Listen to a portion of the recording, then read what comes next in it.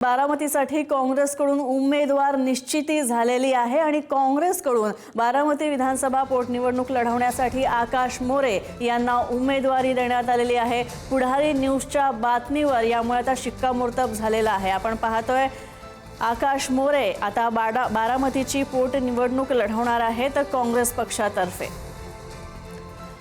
संदीप राजगोळकर आमचे प्रतिनिधी आमच्या सोबत आहेत, अधिक अपडेट्स त्यांच्याकडून जाणून घेऊयात। संदीप, खरं तर आकाश मोरे यांना उमेदवारी दिलेली आहे आणि बिनविरोध होणार म्हणता ही निवडणूक जी आहे बारामतीची पोटनिवडणूक ती आता तशी होणार नाही असं दिसतंय। पहिल्यांदाच इतिहास आता घडणार नाही असं दिसतंय, पुनरावृत्ती होणार नाही असं दिसतंय। काय विश्लेषण या सगळ्याचं?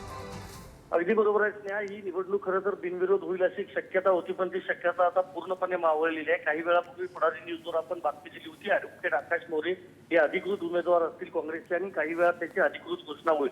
आणि आता दिल्लीमधून काँग्रेस पक्षाकडून अधिकृत जे नाव जाहीर करण्यात आलेलं आहे ते अखेर आकाश मोरे यांचंच जाहीर करण्यात आलेलं आहे। गेल्या अनेक वर्षांपासून आकाश मोरे हे काँग्रेसमध्ये कार्यरत आहेत आणि सुनेत्रा पवार यांच्या विरोधात आता विधानसभा पोटनिवडणुकीसाठी बारामतीमधून आकाश मोरे हेच उमेदवार असणार आहेत।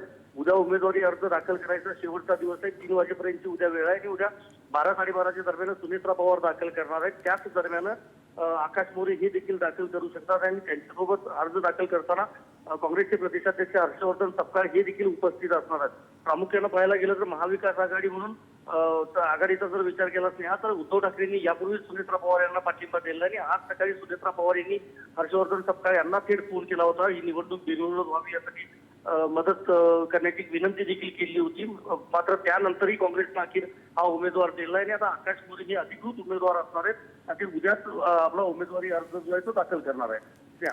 नक्कीच संदीप, एक पाहायला गेलं तर कुठेतरी पटोलेंनी ही भूमिका घेतलेली होती की अशी काही परिस्थिती जी बारामतीमध्ये निर्माण झाली होती दादांच्या निधनानंतर, तर अशी जेव्हा परिस्थिती निर्माण होते तेव्हा ती पोटनिवडणूक बिनविरोध होते आणि हा इतिहास आहे आणि तेच पुढे चालायला हवं असं खरं तर सर्व पक्षीयांचं मत आहे। मात्र आता पाहिला गेलं तर काँग्रेसनं उमेदवार दिलेला आहे, सपकाळ यांनी पुढाकार घेतला होता, त्यांची ही भूमिका होती, त्यांनी शेवटी आपला शब्द खरा केला, उमेदवार दिलेला आहे काँग्रेसतर्फे। मात्र अजूनही सुनील तटकरे म्हणतात की आम्ही शक्यतो सगळे प्रयत्न करू, शरद पवार सुद्धा एकीकडे प्रयत्न करतात, इतर सगळ्या पक्षांचा पाठिंबा मिळालाय, मात्र तटकरे हे म्हणतात की आम्ही गरज पडली तर राहुल गांधींशी सुद्धा बोलू। त्यामुळे आता कदाचित कुठल्या प्रकारच्या हालचाली होण्याची शक्यता आहे ही उमेदवारी घोषित झाल्यानंतर?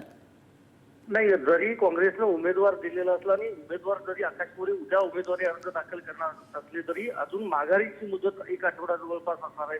त्यामुळं अजूनही प्रयत्न होऊ शकतात असं म्हणता येऊ शकतं, कारण शरद पवार हे सध्या दिल्लीमध्ये आहेत, उद्या शपथविधी आहे त्यांचा राज्यसभेचा आणि त्या दरम्यान दिल्लीत असताना ते कदाचित काँग्रेस हायकमांडशी म्हणजे राहुल गांधी असतील किंवा मल्लिकार्जुन खरगे असतील यांच्याशी बोलणी करू शकतात। त्याचबरोबर तटकरे यांनी जो दावा केलाय त्यानुसार तटकरे देखील काँग्रेस हायकमांडशी बोलू शकतात, कारण आतापर्यंत जर पाहायला गेलं तर विलासराव देशमुख असतील, गोपीनाथ मुंडे असतील, आर पाटील असतील, या सगळ्या मोठ्या नेत्यांच्या निधनानंतर तिथल्या निवडणुका बिनविरोधच झालेल्या आहेत आणि अजित पवार यांनी तर 6 वेळा नेतृत्व केलं होतं बारामतीचं। त्यामुळे बघावं लागेल माघारीच्या दिवसापर्यंत नेमक्या काय हालचाली होतात। नक्कीच, धन्यवाद या सगळ्या अपडेट्स बद्दल संदीप।